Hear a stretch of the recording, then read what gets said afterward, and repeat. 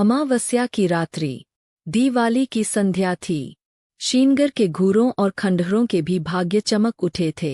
कस्बे के लड़के और लड़कियां श्वेत थालियों में दीपक लिए मंदिर की ओर जा रही थी। दीपों से उनके मुखारविंद प्रकाशमान थे। प्रत्येक गृह रोशनी से जगमगा रहा था। केवल पंडित देवदत्त का सद्धारा भवन काली घटा के अंधकार में गंभीर और भयंकर रूप में खड़ा था। गंभीर इसलिए कि उसे अपनी उन्नति के दिन भूले न थे, भयंकर इसलिए कि यह जगमगाहट मानो उसे चिढ़ा रही थी।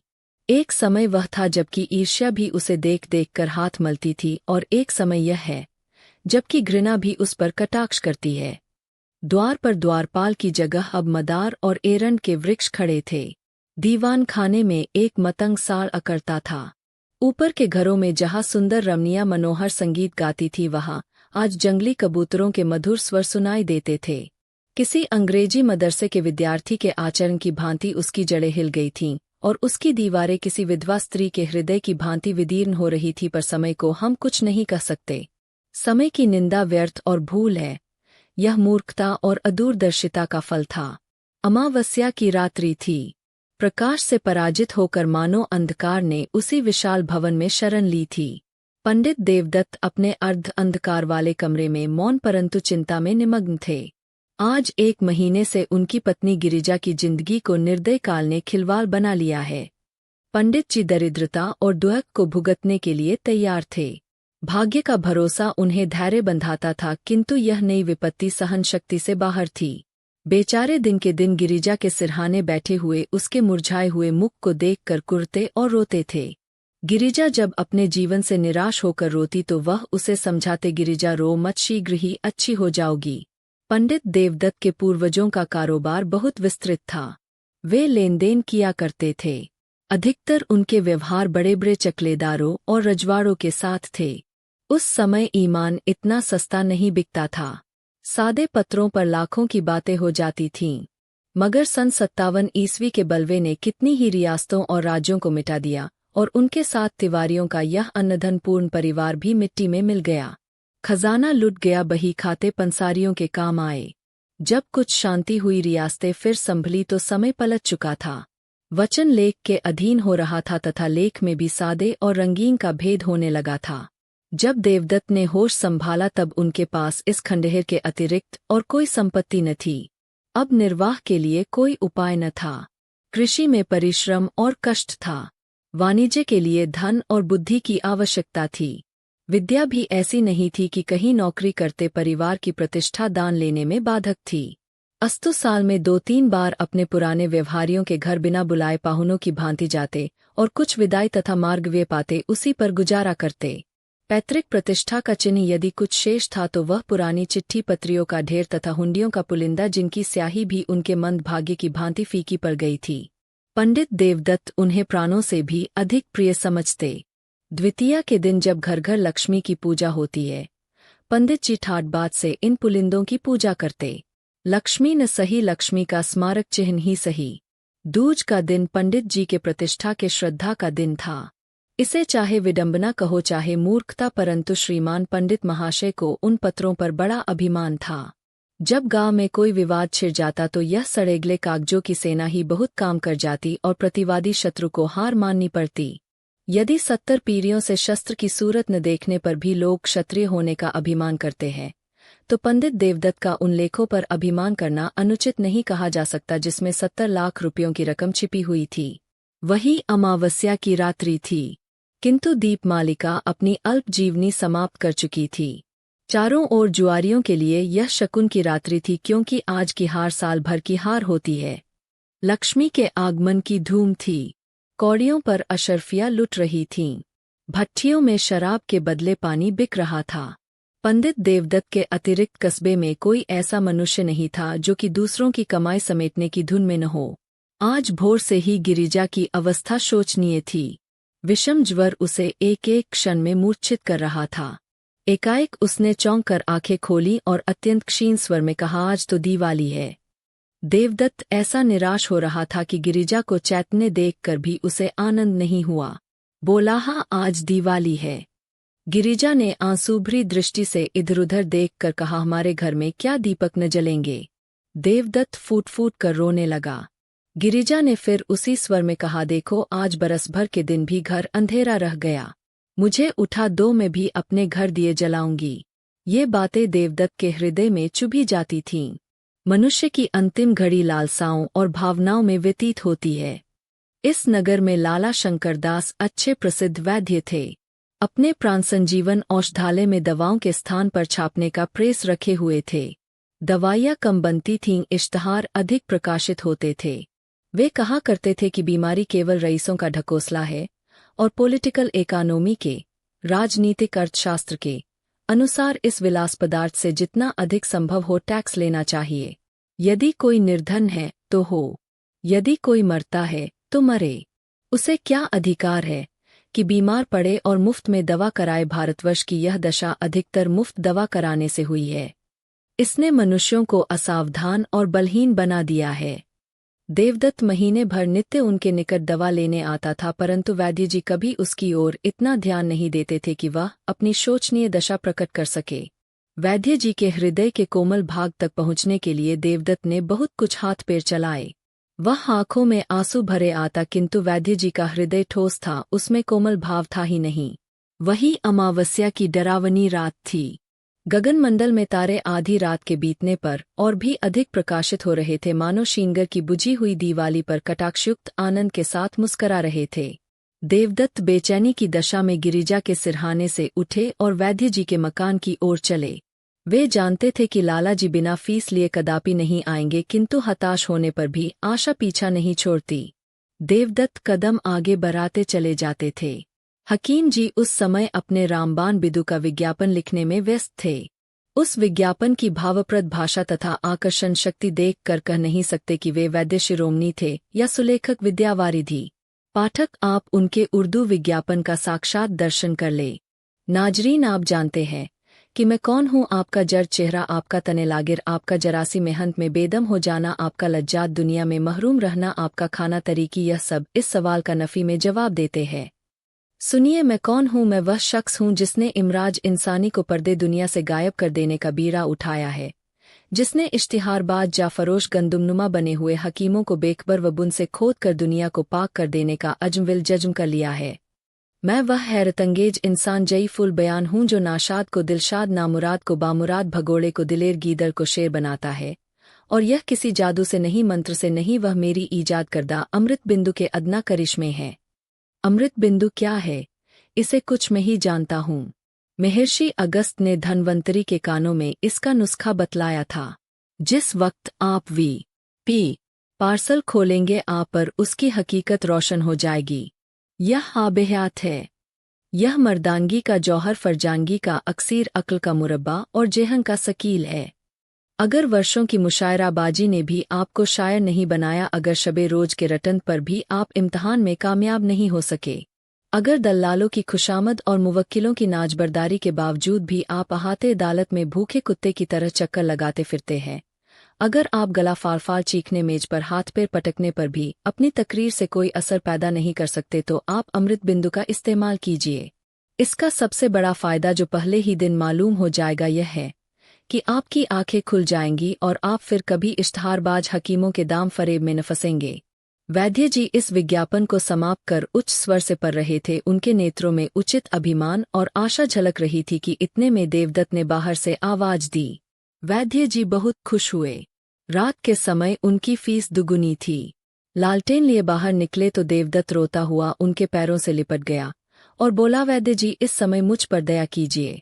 गिरिजा अब कोई शायद की पाहुनी है, अब आप ही उसे बचा सकते हैं। यूं तो मेरे भाग्य में जो लिखा है वही होगा, किंतु इस समय तनिक चलकर आप देख ले तो मेरे दिल का दाह मिट जाएगा। मुझे धैर्य हो जाएगा कि उसके लिए मुझसे जो कुछ हो सकता था मैंने किया। परमात्मा जानता है कि मैं इस योग्य नहीं हूं कि आपकी कुछ सेवा कर सकूं, किंतु जब तक जीऊंगा आपका यश गाऊंगा और आपके इशारों का गुलाम बना रहूंगा। हकीम जी को पहले कुछ तरस आया, किंतु वह जुगनू की चमक थी जो शीघ्र स्वार्थ के विशाल अंधकार में विलीन हो गई। वही अमावस्या की रात्रि थी। वृक्षों पर सन्नाटा छा गया था। जीतने वाले अपने बच्चों को नींद से जगाकर इनाम देते थे। हारने वाले अपनी रुष्ट और क्रोधित स्त्रियों से क्षमा के लिए प्रार्थना कर रहे थे। इतने में घंटी के लगातार शब्द वायु और अंधकार को चीरते हुए कान में आने लगे। उनकी सुहावनी ध्वनि इस निस्तब्ध अवस्था में अत्यंत भली प्रतीत होती थी। यह शब्द समीप हो गए और अंत में पंडित देवदत्त के समीप आकर उस खंडहर में डूब गए। पंडित जी उस समय निराशा के अथाह समुद्र में गोते खा रहे थे। शोक में इस योग्य भी नहीं थे कि प्राणों से भी अधिक प्यारी गिरिजा का दवादर्पण कर सकें। क्या करे इस निष्ठुर वैद्य को यहाँ कैसे लाएं? जालिम, सारी उम्र तेरी गुलामी करता, तेरे इश्तिहार छापता, तेरी दवाइयाँ कूटता। आज पंडित जी को यह ज्ञात हुआ है कि 70 लाख की चिट्ठी पत्रियां इतनी कौड़ियों के मोल भी नहीं। पैतृक प्रतिष्ठा का अहंकार अब आंखों से दूर हो गया। उन्होंने उस मखमली थैले को संदूक से बाहर निकाला और उन चिट्ठी पत्रियों को, जो बाप दादों की कमाई का शेषांश थीं और प्रतिष्ठा की भांति जिनकी रक्षा की जाती थी, एक एक करके दिया को अर्पण करने लगे। जिस तरह सुख और आनंद से पालित शरीर चिता की भेंट हो जाती है, उसी प्रकार वह कागजी पुतलियां भी उस प्रज्वलित दिया के धधकते हुए मुँह का ग्रास बनती थी। इतने में किसी ने बाहर से पंडित जी को पुकारा। उन्होंने चौंक कर सिर उठाया। वे नींद से अंधेरे में टटोलते हुए दरवाजे तक आए। देखा कि कई आदमी हाथ में मशाल लिए हुए खड़े हैं और एक हाथी अपने सूंड से उन एरंड के वृक्षों को उखाड़ रहा है जो द्वार पर द्वारपालों की भांति खड़े थे। हाथी पर एक सुंदर युवक बैठा है जिसके सिर पर केसरिया रंग की रेशमी पाग है। माथे पर अर्धचंद्राकार चंदन भाले की तरह तनी हुई नोकदार मूंछें मुखारविंद से प्रभाव और प्रकाश टपकता हुआ कोई सरदार मालूम पड़ता था। उसका कलीदार अंगरखा और चुनावदार पैजामा, कमर में लटकती हुई तलवार और गर्दन में सुनहरे कंठे और जंजीर उसके सजीले शरीर पर अत्यंत शोभा पा रहे थे। पंडित जी को देखते ही उसने रकाब पर पैर रखा और नीचे उतरकर उनकी वंदना की। उसके इस विनीत भाव से कुछ लज्जित होकर पंडित जी बोले, आपका आगमन कहाँ से हुआ? नवयुवक ने बड़े नम्र शब्दों में जवाब दिया। उसके चेहरे से भलमनसाहत बरसती थी। मैं आपका पुराना सेवक हूँ। दास का घर राजनगर है। मैं वहाँ का जागीरदार हूँ। मेरे पूर्वजों पर आपके पूर्वजों ने बड़े अनुग्रह किए हैं। मेरी इस समय जो कुछ प्रतिष्ठा तथा संपदा है, सब आपके पूर्वजों की कृपा और दया का परिणाम है। मैंने अपने अनेक स्वजनों से आपका नाम सुना था और मुझे बहुत दिनों से आपके दर्शनों की आकांक्षा थी। आज वह सुअवसर भी मिल गया। अब मेरा जन्म सफल हुआ। पंडित देवदत्त की आंखों में आंसू भर आए। पैतृक प्रतिष्ठा का अभिमान उनके हृदय का कोमल भाग था। वह दीनता जो उनके मुख पर छाई हुई थी थोड़ी देर के लिए विदा हो गई। वे गंभीर भाव धारण करके बोले, आपका अनुग्रह है जो ऐसा कहते हैं। नहीं तो मुझ जैसे कपूत में तो इतनी भी योग्यता नहीं है जो अपने को उन लोगों की संतति कह सकूं। इतने में नौकरों ने आंगन में फर्श बिछा दिया। दोनों आदमी उस पर बैठे और बातें होने लगी, वे बातें जिनका प्रत्येक शब्द पंडित जी के मुख को इस तरह प्रफुल्लित कर रहा था जिस तरह प्रातःकाल की वायु फूलों को खिला देती है। पंडित जी के पितामह ने नवयुवक ठाकुर के पितामह को 2500 रुपये कर्ज दिए थे। ठाकुर अब गया में जाकर अपने पूर्वजों का श्राद्ध करना चाहता था, इसलिए जरूरी था कि उसके जिम्मे जो कुछ ऋण हो उसकी एक एक कौड़ी चुका दी जाए। ठाकुर को पुराने बही खाते में यह ऋण दिखाई दिया। 25 के अब 75,000 हो चुके। वही ऋण चुका देने के लिए ठाकुर आया था। धर्म ही वह शक्ति है जो अंतःकरण में ओजस्वी विचारों को पैदा करती है। हाँ, इस विचार को कार्य में लाने के लिए पवित्र और बलवान आत्मा की आवश्यकता है, नहीं तो वे ही विचार क्रूर और पापमय हो जाते हैं। अंत में ठाकुर ने कहा, आपके पास तो वे चिट्ठियां होंगी। देवदत्त का दिल बैठ गया। वे संभल कर बोले, संभवतः हों, कुछ कह नहीं सकते। ठाकुर ने लापरवाही से कहा, ढूंढिए, यदि मिल जाए तो हम लेते जाएंगे। पंडित देवदत्त उठे लेकिन हृदय ठंडा हो रहा था। शंका होने लगी कि कहीं भाग्य हरे बाग न दिखा रहा हो। कौन जाने वह पुर्जा जलकर राख हो गया या नहीं। यदि न मिला तो रुपए कौन देता है। शोक की दूध का प्याला सामने आकर हाथ से छूट जाता है। हे भगवान, वह पत्री मिल जाए। हमने अनेक कष्ट पाए हैं, अब हम पर दया करो। इस प्रकार आशा और निराशा की दशा में देवदत्त भीतर गए और दिया के टिमटिमाते हुए प्रकाश में बचे हुए पत्रों को उलट पुलट कर देखने लगे। वे उछल पड़े और उमंग में भरे हुए पागलों की भांति आनंद की अवस्था में 2-3 बार कूदे। तब दौड़कर गिरिजा को गले से लगा लिया और बोले, प्यारी, यदि ईश्वर ने चाहा तो तू अब बच जाएगी। उन्मत्तता में उन्हें एकदम यह नहीं जान पड़ा कि गिरिजा अब नहीं है, केवल उसकी लोथ है। देवदत्त ने पत्री को उठा लिया और द्वार तक वे इसी तेजी से आए मानो पावों में पर लग गए। परंतु यहाँ उन्होंने अपने को रोका और हृदय में आनंद की उमड़ती हुई तरंग को रोक कर कहा, लीजिए, वह पत्री मिल गई। संयोग की बात है, नहीं तो 70 लाख के कागज दीमकों के आहार बन गए। आकस्मिक सफलता में कभी कभी संदेह बाधा डालता है। जब ठाकुर ने उस पत्री को लेने को हाथ बढ़ाया तो देवदत्त को संदेह हुआ कि कहीं वह उसे फाड़ कर फेंक न दे। यद्यपि यह संदेह निरर्थक था, किंतु मनुष्य कमजोरियों का पुतला है। ठाकुर ने उनके मन के भाव को ताड़ लिया। उसने बेपरवाही से पत्री को लिया और मशाल के प्रकाश में देखकर कहा, मुझे विश्वास हुआ। यह लीजिए, आपका रुपया आपके समक्ष है। आशीर्वाद दीजिए कि मेरे पूर्वजों की मुक्ति हो जाए। यह कहकर उसने अपनी कमर से एक थैला निकाला और उसमें से 1,000 के 75 नोट निकालकर देवदत्त को दे दिए। पंडित जी का हृदय बड़े वेग से धड़क रहा था। नाड़ी तीव्र गति से कूद रही थी। उन्होंने चारों ओर चौकन्नी दृष्टि से देखा कि कहीं कोई दूसरा तो नहीं खड़ा है, और तब कांपते हुए हाथों से नोटों को ले लिया। अपनी उच्चता प्रकट करने की व्यर्थ चेष्टा में उन्होंने नोटों की गणना भी नहीं की, केवल उड़ती हुई दृष्टि से देखकर उन्हें समेटा और जेब में डाल लिया। वही अमावस्या की रात्रि थी। स्वर्गीय दीपक भी धुंधले हो चुके थे। उनकी यात्रा सूर्यनारायण के आने की सूचना दे रही थी। उद्याचल फिरोजी बाना पहन चुका था। अस्ताचल में भी हल्के श्वेत रंग की आभा दिखाई दे रही थी। पंडित देवदत्त ठाकुर को विदा करके घर चले। उस समय उनका हृदय उदारता के निर्मल प्रकाश से प्रकाशित हो रहा था। कोई प्रार्थी उस समय उनके घर से निराश नहीं जा सकता था। सत्यनारायण की कथा धूमधाम से सुनने का निश्चय हो चुका था। गिरिजा के लिए कपड़े और गहने के विचार ठीक हो गए। अंतःपुर में ही उन्होंने शालिग्राम के सम्मुख मनसा वाचा कर मना सिर झुकाया और तब शेष चिट्ठी पत्रियों को समेटकर उसी मखमली थैले में रख दिया। किंतु अब उनका यह विचार नहीं था कि संभवतः उन मुर्दों में भी कोई जीवित हो उठे, वरन जीविका से निश्चिंत हो अब वे पैतृक प्रतिष्ठा पर अभिमान कर सकते थे। उस समय वे धैर्य और उत्साह के नशे में मस्त थे। बस अब मुझे जिंदगी में अधिक संपदा की जरूरत नहीं। ईश्वर ने मुझे इतना दे दिया है, इसमें मेरी और गिरिजा की जिंदगी आनंद से कट जाएगी।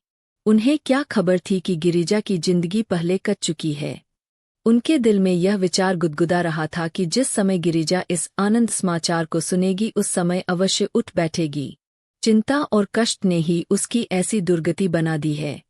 जिसे भरपेट कभी रोटी नसीब न हुई, जो कभी नैराश्यमय धैर्य और निर्धनता के हृदय विदारक बंधन से मुक्त न हुई, उसकी दशा इसके सिवा और हो ही क्या सकती है। यह सोचते हुए वे गिरिजा के पास गए और आहिस्ता से हिलाकर बोले, गिरिजा, आंखें खोलो। देखो, ईश्वर ने तुम्हारी विनती सुन ली और हमारे ऊपर दया की। कैसी तबीयत है। किंतु जब गिरिजा तनिक भी मिंकी तब उन्होंने चादर उठा दी और उसके मुख की ओर देखा। हृदय से एक करुणात्मक ठंडी आह निकली। वे वहीं सिर थाम कर बैठ गए। आंखों से शोणित की बूंदें सी टपक पड़ी। आह, क्या यह संपदा इतने महंगे मूल्य पर मिली है। क्या परमात्मा के दरबार से मुझे इस प्यारी जान का मूल्य दिया गया है। ईश्वर, तुम खूब न्याय करते हो। मुझे गिरिजा की आवश्यकता है, रुपयों की आवश्यकता नहीं। यह सौदा बड़ा महंगा है। अमावस्या की अंधेरी रात गिरिजा के अंधकार में जीवन की भांति समाप्त हो चुकी थी।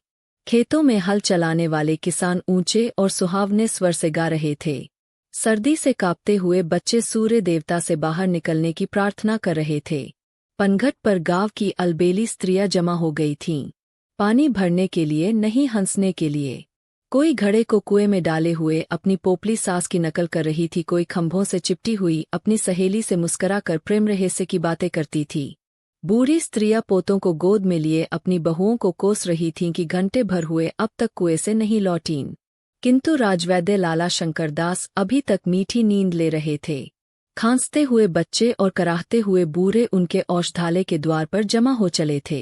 इस भीड़ भब्बर से कुछ दूर पर 2-3 सुंदर किंतु मुरझाए हुए नवयुवक टहल रहे थे और वैद्य जी से एकांत में कुछ बातें किया चाहते थे। इतने में पंडित देवदत्त नंगे सिर, नंगे बदन, लाल आंखें, डरावनी सूरत, कागज का एक पुलिंदा लिए दौड़ते हुए आए और औषधालय के द्वार पर इतने जोर से हाक लगाने लगे कि वैद्य जी चौंक पड़े और कहार को पुकार कर बोले कि दरवाजा खोल दे। कहार महात्मा बड़ी रात गए किसी बिरादरी की पंचायत से लौटे थे। उन्हें दीर्घ निद्रा का रोग था जो वैद्य जी के लगातार भाषण और फटकार की औषधियों से भी कम न होता था। आप ऐंठते हुए उठे और किवाड़ खोलकर हुक्का चिलम की चिंता में आग ढूंढने चले गए। हकीम जी उठने की चेष्टा कर रहे थे कि सहसा देवदत्त उनके सम्मुख जाकर खड़े हो गए और नोटों का पुलिंदा उनके आगे पटक कर बोले, वैद्य जी ये 75,000 के नोट है। यह आपका पुरस्कार और आपकी फीस है। आप चलकर गिरिजा को देख लीजिए और ऐसा कुछ कीजिए कि वह केवल एक बार आंखें खोल दे। यह उसकी एक दृष्टि पर न्योछावर है, केवल एक दृष्टि पर। आपको रुपए मनुष्य की जान से प्यारे हैं। वे आपके समक्ष है। मुझे गिरिजा की एक चितवन इन रुपयों से कई गुनी प्यारी है। वैद्य जी ने लज्जा में सहानुभूति से देवदत्त की ओर देखा और केवल इतना कहा, मुझे अत्यंत शोक है, सदैव के लिए तुम्हारा अपराधी हूँ, किंतु तुमने मुझे शिक्षा दे दी। ईश्वर ने चाहा तो ऐसी भूल कदापि न होगी। मुझे शोक है, सचमुच है। ये बातें वैद्य जी के अंतःकरण से निकली थीं।